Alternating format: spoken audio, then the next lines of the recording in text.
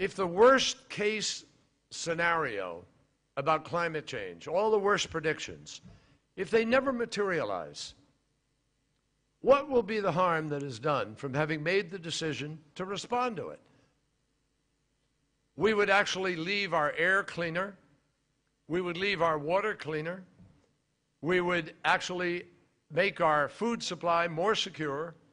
Our populations would be healthier because of fewer particulates of pollution in the air, less cost to health care.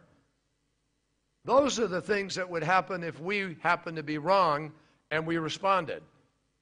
But imagine if the 97% of those scientists are correct and the people who say no are wrong. Then the people who say no will have presented us with one of the most catastrophic, grave threats in the history of human life. That's the choice here. And notwithstanding the stark choices that we face, here's the good thing. There is still time. The window of time is still open for us to be able to manage this threat. But the window is closing. And so I wanted to come to Jakarta to talk to you because we need people all over the world to raise their voices and to be heard. There is still time for us to significantly cut greenhouse emissions and prevent the very worst consequences of climate change from ever happening at all. But we need to move on this, and we need to move together now. We just don't have time to let a few loud interest groups hijack the climate conversation. And when I say that, you know what I'm talking about? I'm talking about big companies that like it the way it is, that don't want to change, and spend a lot of money to keep you and me and everybody from doing what we know we need to do.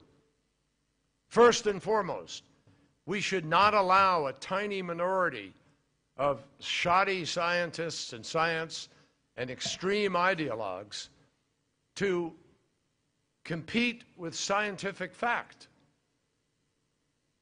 Nor should we allow any room for those who think that the costs associated with doing the right thing outweigh the benefits. There are people who say, oh, it's too expensive. We can't do this.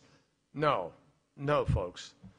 We certainly should not allow more time to be wasted by those who want to sit around debating whose responsibility it is to deal with this threat while we come closer and closer to the point of no return.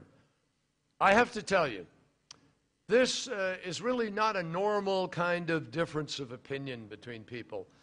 You know, sometimes you can have a reasonable argument and a reasonable disagreement over an opinion you may have.